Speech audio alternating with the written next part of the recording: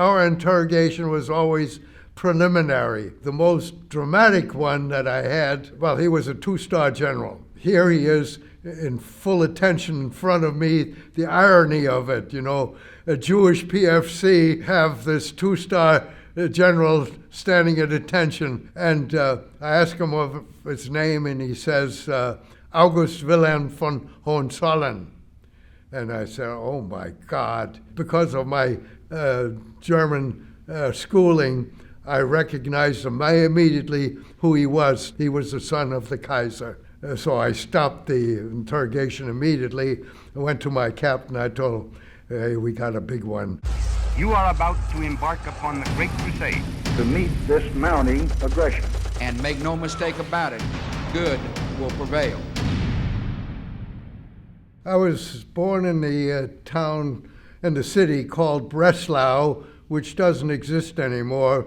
After World War II, it ended up being Polish, and it's now called Wrocław. We had an incident in the city of Chemnitz where my uncle was accosted by some Nazi stormtroopers, and when they understood that he was Jewish, they killed him. And that was talked about among the adults, not to me, but as a kid, you overhear what's going on and you form your own opinions. And I knew right away at that point, and I was about 6 years old, that Nazis were our enemy. We had a sporting goods store, and Nazi stormtroopers were demonstrating in front of the store with signs saying that the Jews are a disaster and don't buy from Jews.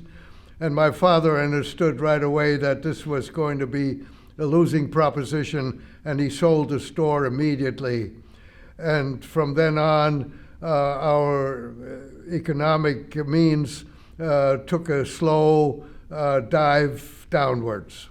What were the most stressful moments on your way out of Germany and onto the U.S.? Well, I really didn't know any stressful moments because my mother didn't tell me. She had made arrangements ahead of time, and we could make all kinds of arrangements ahead of time because we can only carry one suitcase and 10 marks. And she had booked us on a first-class passage on the Holland-American line, the steamer Statendam, and we had 2 weeks of first-class hotel reservations in New York. All that was done in advance, and when we took off, we snuck out of the apartment at 5 in the morning. We got on a train to Berlin, where she said goodbye to her father, who ended up in a concentration camp, which of course she didn't know, but he was killed in the camp. And her older sister, Grete, with her family, they escaped. They had made arrangements already because their sons were already in Australia. And then she came along with the younger two children and escaped to Australia. But Australia was so far, so my mother never saw her again either. But in any event, I had a wonderful trip, and we had entered the United States on the 30th of October, 1938. On the 9th of November, just 10 days later, was Crystal Night. And now Crystal Night was a pogrom against the Jews that had been planned ahead of time, and they were just waiting for an incident to implement this plan. And the incident was some Polish Jewish kid had shot a member of the German embassy in Paris. And with that, they implemented the plan. They smashed all the windows of any stores that were still in Jewish hands. They burned all the synagogues, and they arrested every Jewish male that they could get their hands on. And then they levied a big fine on the Jewish congregation to pay for all the damage that they had caused from the Nazi side. Now, when you were 16 years old, Japan attacks Pearl Harbor, And within a few days, we're also at war with Germany. Did you think you'd be going to war within a few years? Well, when I was outside my apartment when somebody came running by and says, "The Japs just bombed Pearl Harbor." And nobody knew what Pearl Harbor was. And then we finally found out, and the war started. And in a sense, I was pretty happy about being in the war because I knew England had a lot of trouble, but now that the United States was in there, Germany was going to get beaten. I knew that right from the start. But I also knew this wasn't going to affect me because I was only 16 years old. Well, it didn't take too long when it started to get into my brain that, this thing is not going to be a quick one, and this might as well get me into it if it lasts 2 years. And of course, the time went on, and I was able to volunteer as an air raid warden messenger. I was too young to be an air raid warden, but I was thrilled to volunteer because I wanted to help the war effort any which way I could. Anyway, as soon as I became 18, I was 18 in August, and I had taken one course, a summer course in college, and in September I was drafted. When you were drafted, you go to your reception center, which was Fort Dix, New Jersey, and you usually stay there 4 days, and then you get orders for basic training, and after that goes to advanced training. Well, I was there for 4 days, and the second day you get KP. They wake you up at 4 in the morning, and you're in the kitchen until about 8 o'clock at night. And I said to myself, well, this may be the Army, but I'm going to try to avoid this as much as possible. Well, anyway, the fourth day came, everybody got their orders except me. So I run up to my sergeant, and I said, everybody's leaving except me. What's going on? He said, well, let me check.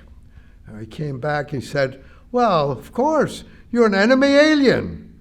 I said, enemy alien? I'd never had heard that term, and I certainly didn't think I was one. I said, I'm not an enemy.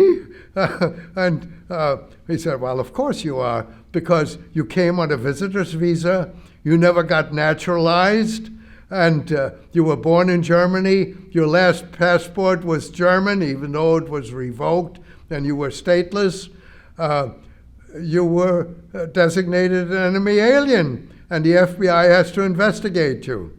And I thought to myself, my gosh, I'm going to be here, and I'll a permanent KP. And with that thought, I went back to the sergeant. I said, Sergeant, I forgot to tell you, I know a little bit about the Army. I was in high school ROTC, and I took one ROTC class in college, and I know about close order drill. I know about the tactics of the military. I know some history about the military, so I'm not a complete novice. Well, the sergeant said, I'm glad you told me that, because since you're going to be here a while, I'm going to make you an acting gadget. What's an acting gadget?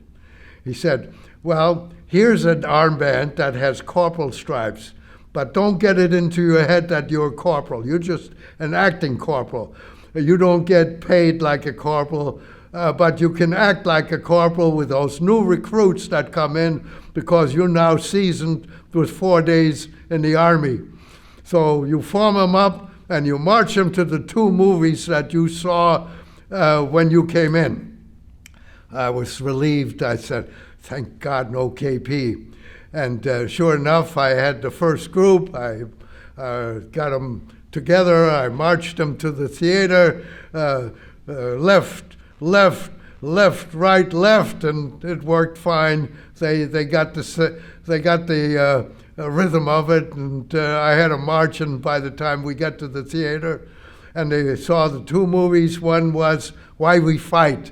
It was a very good movie that showed why we were in the war. The second movie was How to Avoid Venereal Diseases. I saw that movie more time than anybody else in the United States Army. But that was a record that I didn't particularly was proud of, but I had it. Anyway, it sure as heck beat KP. The FBI finally cleared me after 3 months of investigation, and off I went for basic training in Fort Benning, Georgia. And 2 weeks after I arrived in Fort Benning, they took me to the Middle District Court of Georgia in Columbus, Georgia, and I was sworn in as a United States citizen. Boy, was I proud of that. I patted myself on the back because there was nobody else to do that. And I went back and I was just gleeful because I now was no longer an enemy alien. I was a citizen, a United States citizen like everybody else, and I'm still proud of that to this day. And whenever I think of it, I pat myself on my back. That's awesome. Congratulations. Thank you. So you were eventually assigned to the 87th Infantry Division and sent over to Europe in late 1944. In a short time later, they discovered that you spoke German, so they moved you to an interrogator role. Did you ever see combat with the 87th? Oh, no. The 87 separated me. I wasn't one of their best soldiers because I had been involved in a training accident. The instructor had gas training, and he wanted to make it a little more vibrant, so he drew a hand grenade, which he thought was a smoke grenade. I had my gas mask on, which was very lucky, because he threw that grenade, and it turned out to be white phosphorus. And that burned me around the ears, around the edge of the gas mask, on the wrists, on the hands. My pack caught fire, and I had to get rid of that. I was in the dispensary, the first one. I had run right in there, and they didn't know what it was until the instructor came, who had gotten a blast right into his face, just terrible. And it was white phosphorus that burns until it's soaked in water. And they put my hands into a bucket of water and applied wet compresses of the air. Anyway, I was in the hospital for a month, and they had progressed from a 5-mile full field gear march to a 25-mile one. And when I got back a month later, about 15 miles, I conked out, and they had to take me in a Jeep, so I wasn't their best soldier. And they got rid of me when they were assessed infantry replacements to replace the losses of D-Day. I was one of those, and I left the 87th Infantry Division for overseas, England, France, and then into Belgium. And as you said, in Belgium, they found out I spoke German. And I went to Le Vessenay near Paris for a 2-week course. There were a lot of refugee kids like me who had gone to Ritchie, Camp Ritchie, and they had a 8-week intelligence course. They had taken just some of the lessons and put it into this 2-week course.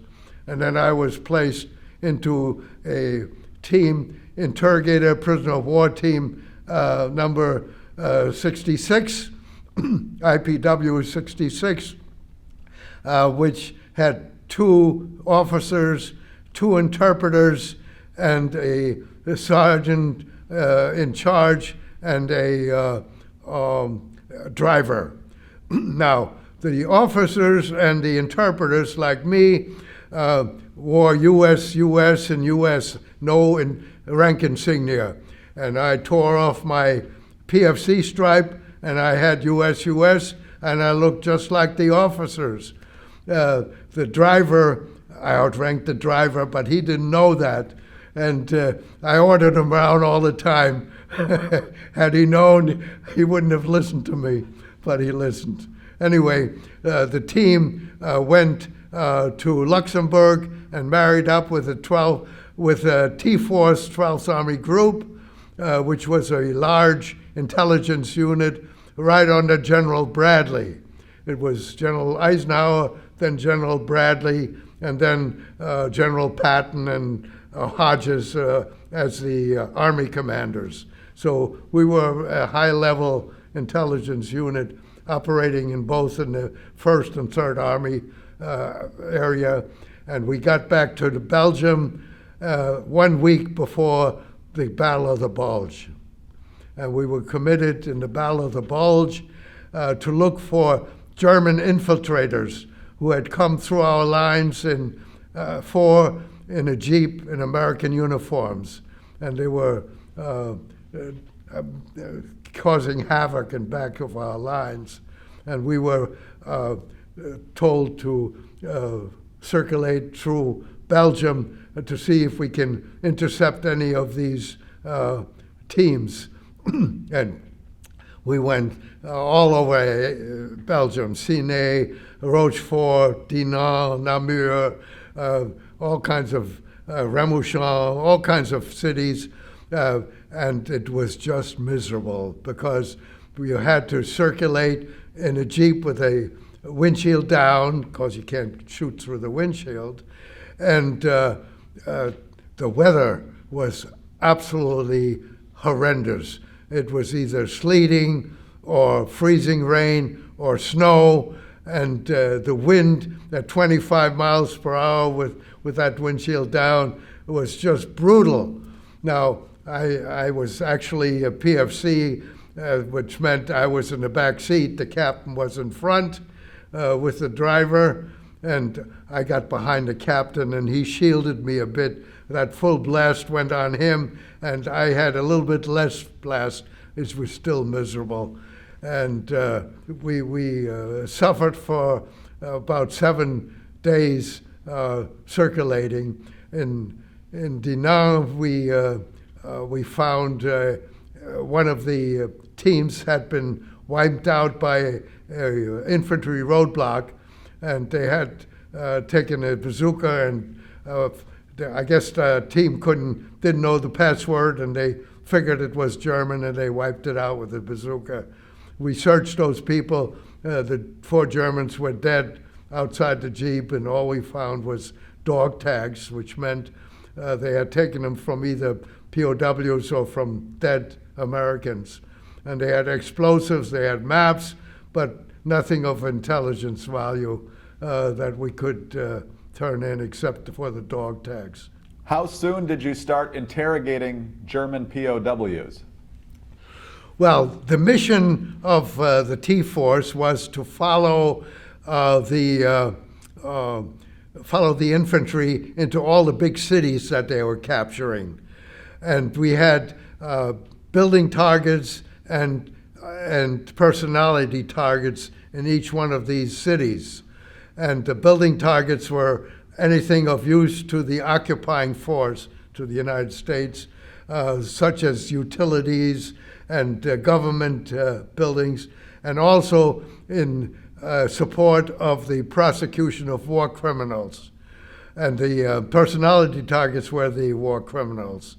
Anyway, we went to Cologne as the first city, and then across the Remagen Bridge when that was captured, into Düsseldorf, and then Siegen, and then we went into Frankfurt, and then Wiesbaden, and the next one was Kassel, but we bypassed Kassel because the Russians had already reached the Elbe at Magdeburg, and we went to Magdeburg to be on the other side of the Elbe.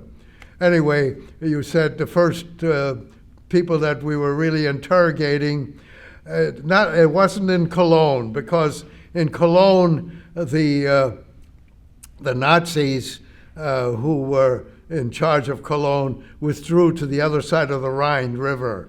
We didn't find any personality targets there. But when we started to get into Düsseldorf, there were some people that we did catch, and we started to interrogate.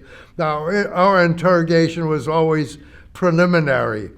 And now, of course, if they were targets, they were going to be prosecuted. So it was just a preliminary investigation to ascertain that this was actually the target, and he had to be kept separate in confinement awaiting trial. But when we got to Frankfurt, for example, there was a large group of officers who had been captured. We were told to start interrogating those officers to separate those who have to be kept for further investigation and further interrogation versus those that would go right into the POW camp. And now the most dramatic one that I had in Frankfurt, I asked the guy, well, he was a two-star general. Here he is in full attention in front of me, the irony of it, you know, a Jewish PFC have this two-star general standing at attention in front of me, which I understood very nicely, but of course he didn't understand that. And I asked him of his name, and he says, August Wilhelm von Hohenzollern. And I said, oh my God. Because of my German schooling, I recognized him immediately who he was. The von Zollern was the aristocracy, and this one, August Wilhelm, with a nickname of Prince Auwe, he was the second to the throne of the previous Kaiser. He was the son of the Kaiser, and he would have been Kaiser after the abdication of the first Kaiser. And here he was a two-star Waffen-SS general. So I stopped the interrogation immediately. I went to my captain. I told him, hey, we got a big one. And he said, who do you got? I said, I got the son of the Kaiser. Hey, that was the end of my conversation with the son of the Kaiser. They took him away immediately. What were the most effective tactics for getting information from them? Well, actually, I never had to really probe deeply. But what always scared the heck out of them was we could say, we will, by the way, if you don't talk to us, we're going to let you go and give you to the Russians, and you'll be a prisoner of the Russians. And they certainly didn't want to be a prisoner of the Russians. Now, that was really dramatic when we hit Magdeburg, because on our trip to Magdeburg, the Germans were on both sides of the Autobahn, and we knew the war was coming to a close. This was now in April of 1945. And of course, we waved off the Germans. We didn't have time to take them prisoner. They wanted to get something to eat. That's why they were trying to be prisoners of the Americans. And they were not afraid to become our prisoners at all. They were anxious because they thought they're going to get food.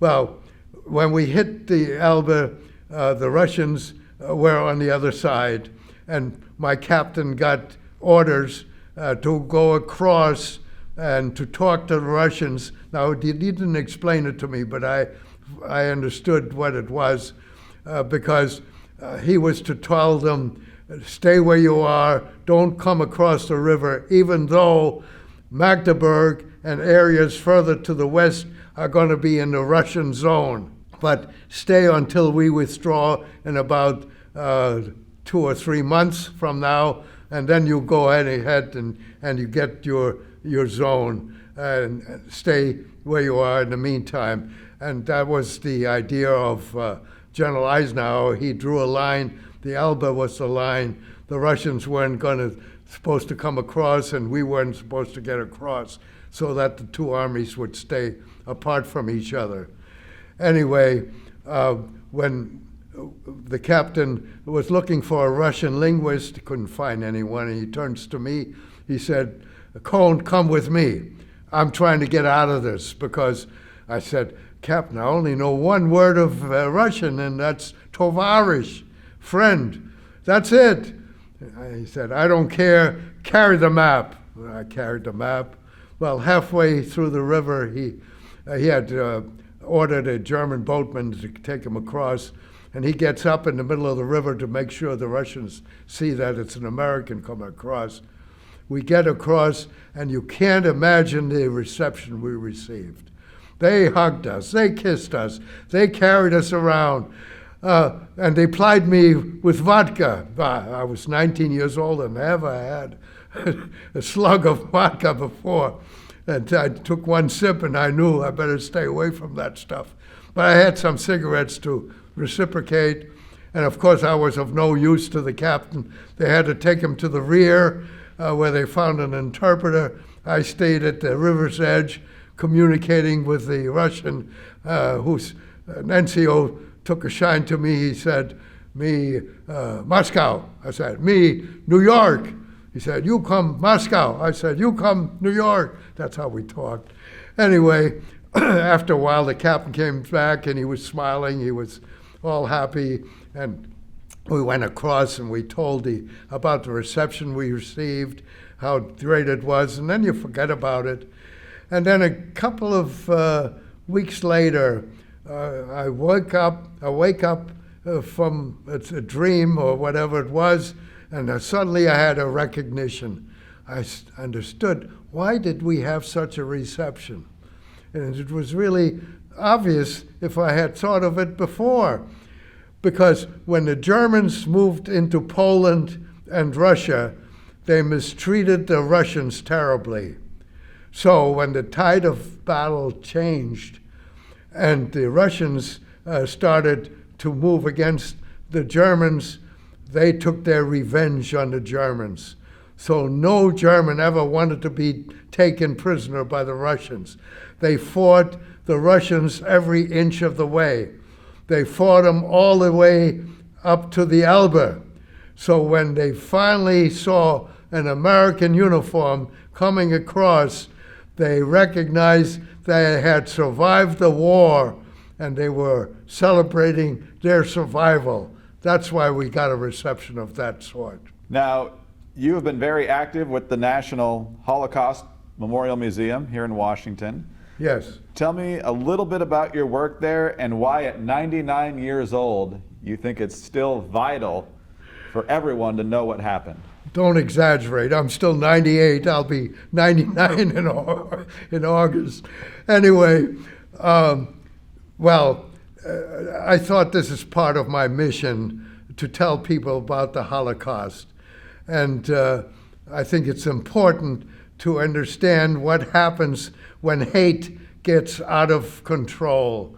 And that's what happened in Germany. Hate got completely out of control, and people who never would have thought about killing others ended up in concentration camps guarding people who were going to be executed, and were able to associate themselves with the people who were the executioners, and it didn't seem so out of the ordinary at all. That was the routine that was developed, and all that came out of hate. And we need to tell people what hate does to people so that it has to be avoided. It has to be squashed, and the Holocaust Museum helps us to tell about what happened in the Holocaust. And I felt that was a very important point, because I owed the United States, and whatever payback I can give, I have to do that. And this is part of my payback.